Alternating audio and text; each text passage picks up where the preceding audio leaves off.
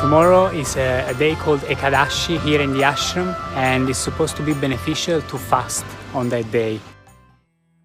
If you watch the natural cycles of the body, based on this natural cycle, once in one mandala, that is one mandala is 40 to 48 days, in these 48 days, 3 days will happen where your body does not need food. If that awareness is not there as to which day that is, for that in India they fixed what is called as Ekadashi. That means 4 days before the full moon, 4 days before the new moon day, people don't eat. They wake up in the morning, no breakfast, no lunch, only after the sun sets they eat one meal. This is just to allow the system to realign itself. If you give this break, it's very, very good for your health and your body, the way it functions, because the system needs that time to adjust itself. Everyday food, it's a lot of hard work for the body. Give it a little break. So, what is its spiritual significance? Because it's a cleansing.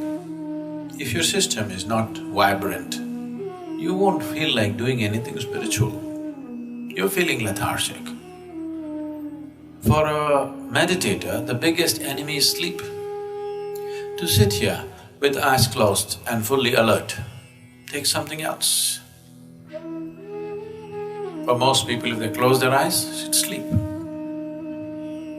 So to sit here and to be very alert with the eyes closed takes a certain level of vibrance in the body. So to create this vibrance, we observe how to eat, what to do, how much to eat, all these things. It is not spiritual, but it is providing the right kind of body. So in that context, fasting here and there, giving the body a break to recover itself, recover its vibrance, not become lethargic with food, is important. The ideal break between one meal and the next meal is 8 hours always. If 8 hours is not possible for you, minimum 5 hours break is needed. You must feel a certain sense of hunger before you eat. Before you feel hungry, if you put food into the system will become lethargic. It will not know vibrance. So, human vibrance can be in various levels, many different dimensions. It can carry you to completely different dimensions of experience and living. So, keeping the body well is a fundamental requirement.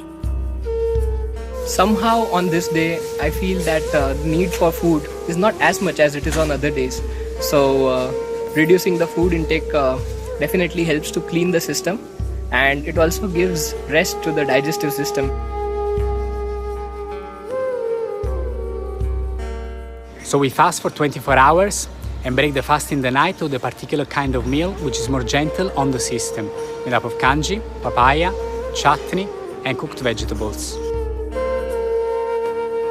Every morning before we do our morning practices, we have neem and turmeric with tepid light honey water.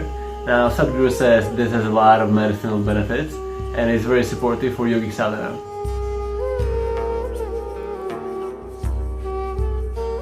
Anything that you borrow from the planet, it will cause a certain level of inertia in the system. Now the important thing is that you're conscious of this and to keep the inertia levels at the minimum. Why always, whether your sadhana is working or not, is always gauged by how much you sleep and how alert you are, is because we're checking the inertia. How much inertia are you generating?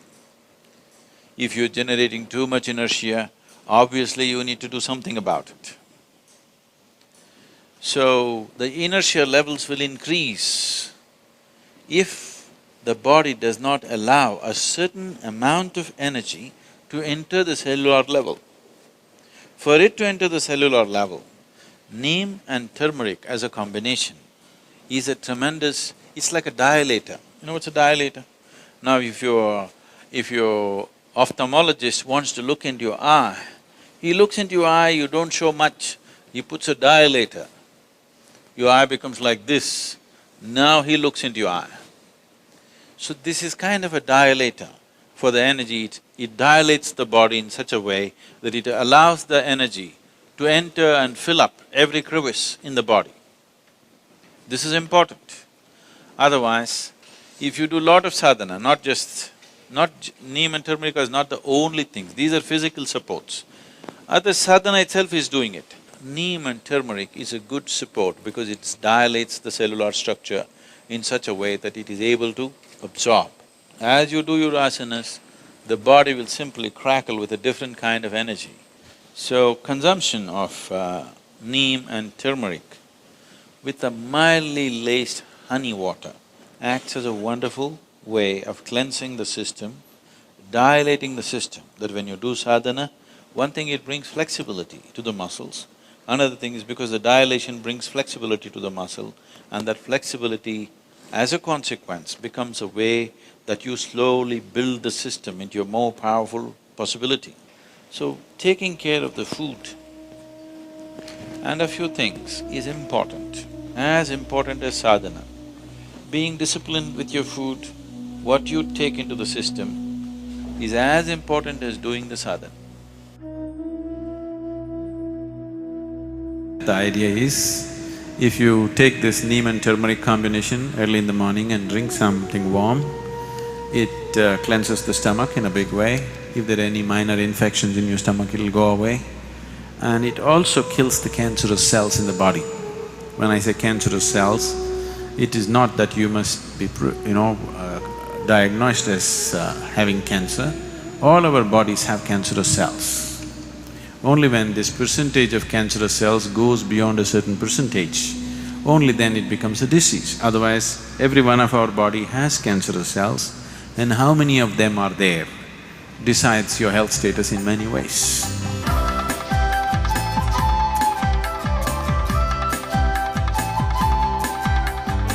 We just got done with our morning practice sessions and headed for the brunch.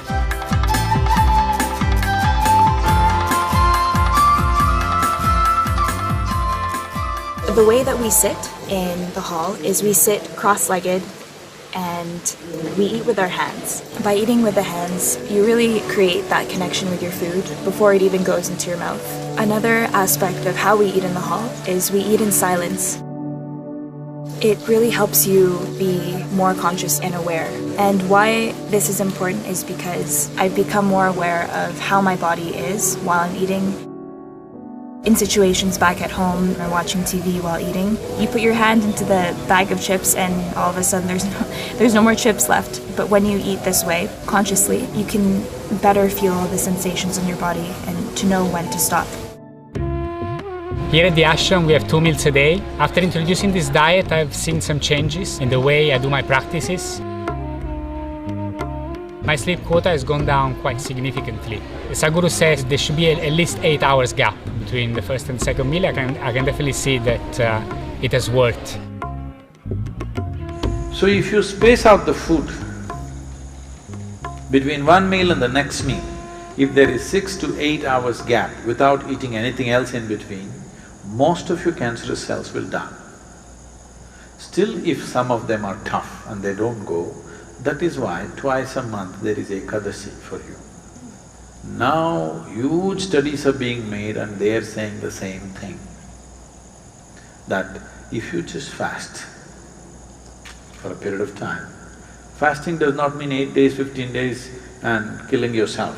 No, just you eat your evening meal today, the next meal is only tomorrow evening. If you give this much space, most of the cancerous cells get neutralized. Will all of them be gone? No. Some of them know how to lie low, but they will never be able to increase their numbers and gang up in one place to become an ailment. It's not just about the type of food and how many times you have food, but it's also about the healing and cooling properties of the food. It changes accordingly to the weather. Everything is put together to create the right kind of balance. During the training in the afternoon, we're also taking a soup. In the afternoons, they will give you what is here locally called as kollu, and the English came here and named it as the horse gram. So horse gram soup they will give you in the afternoon. You drink horse gram soup, and horse gram is one among the lentils. It is the most protein-rich lentil found on the planet. It's very high-powered, so that's why race horses are fed with this gram, which is called as horse gram today. Now, this will increase heat in the body. From my experience of taking this during this training, I would say that I never get sick like fever, cold. I can better tell what my body needs. Sometimes I feel like eating more raw food. Depending on how much energy I've exerted, I'm able to tell better because I'm eating in this conscious manner. I've definitely never enjoyed eating food this much. It's definitely a different way of eating.